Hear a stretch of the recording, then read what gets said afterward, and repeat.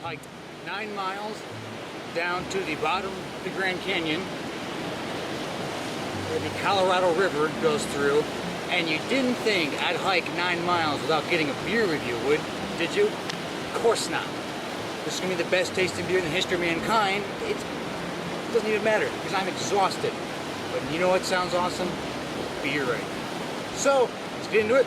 I grabbed this Cumbre Brewing Company's Elevated IPA. Never had it before. I believe this is out of New Mexico. Albuquerque, New Mexico. So anyways, La Cumbre. I didn't see that at the beginning. And also, hopefully you can hear me. It's pretty loud back there. Anyways, let's crack it open.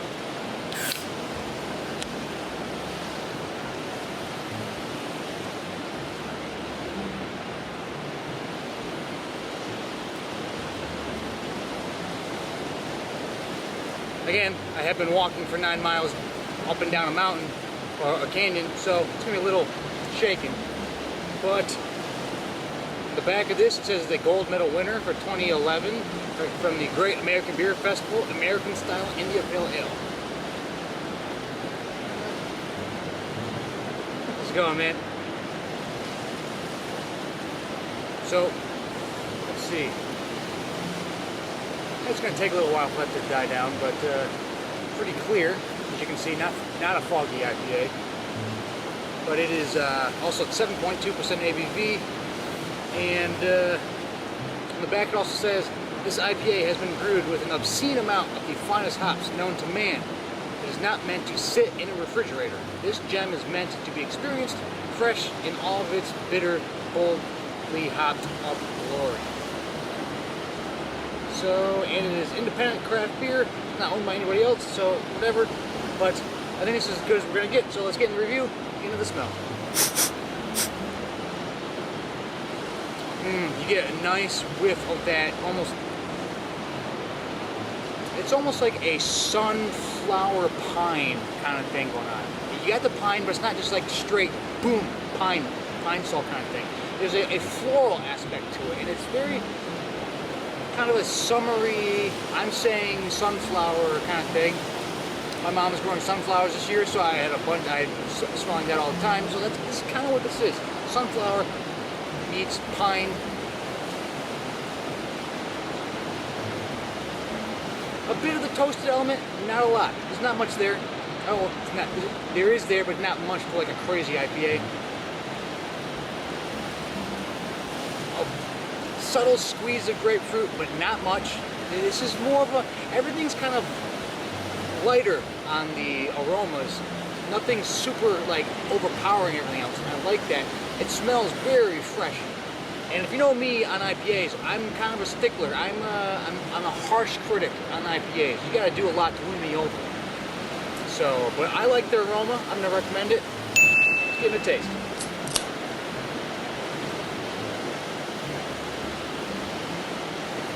Oh, man, just having a beer right now is amazing. Just taking that water. I believe if I keep going on, you get to the Havasu Falls, but you need a reservation. I mean, you need a reservation to go to those falls now. When I was like in 8th grade and I went, you didn't, but now you do, and you gotta book that way in advance. But if you ever come to the Grand Canyon, do that. It is the most breathtaking waterfall like you can ever go to. I mean, the turquoise color is incredible, especially against the red rock. It's just phenomenal. But anyways, it's water. The taste, it's great.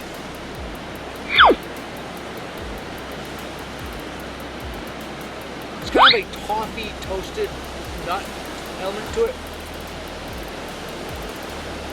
There's a bitterness, but yeah, it's a chalky bitterness, like a charcoaly chalk kind of thing.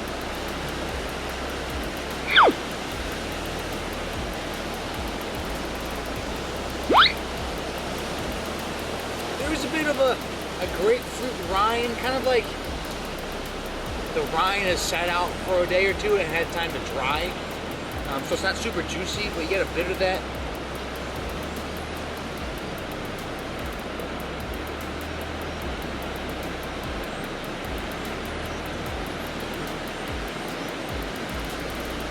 there's a bit too much of that charcoaly thing for me.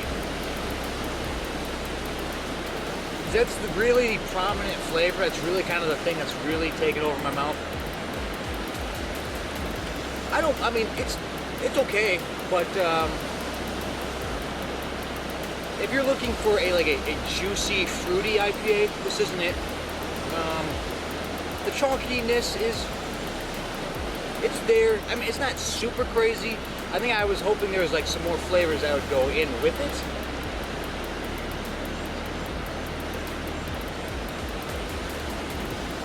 But I mean, it's not bad.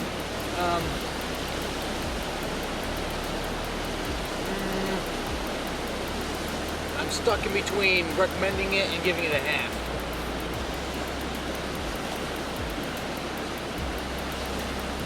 Yeah, I'll recommend it. I feel like with me, with IPAs, if I'm kind of in the middle, I should just recommend it.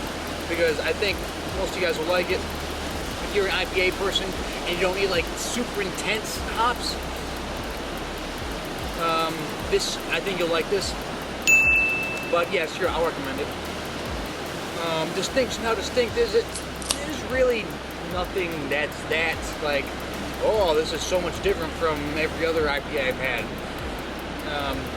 Nothing's really standing out. I think if they had went with like that sunflowery toasted thing, it'd be maybe. But there's really nothing that's like that's you know, like different. Again, it's not one of those IPAs where it's just super hoppy to cover up the bad aspect of it. So I'm gonna give it a half on distinction. Oh, I skipped value for price. My bad. Value for price. You can get kind of crazy with some of these IPAs. Some of these can get kind of expensive. This was like, I think like $3 for the can, which I think is more than fair for a craft IPA. But I will recommend it for value for price. Oh man, the flies, they found me. They found me. It's like Doc Brown. He's leaving the message. Run for it, Marty. They found me. I don't know how, but they found me. No, on the video, whatever. Next category is drinkability, and yeah, no, it's fine. It's a fair. I think it's rather drinkable. It's 7% alcohol. Totally fine. I think it's doable, absolutely. So I'm gonna recommend it on drinkability. And last category is when I buy it again. And I don't know if this really cracks my top IPAs. If I'm gonna pick an IPA, I'm gonna pick one that I absolutely know I'm going to love. This one doesn't quite get it. I wouldn't be anti-drinking it again, but there are other ones I think I'd rather pick. So I'm gonna give it a half on drinkability. But anyways, that is my review of La Cumbre Brewing Company's Elevated IPA. If you've had it before, let me know what you think. If you've been touring around Arizona before and there's a park you think I should check out, let me know.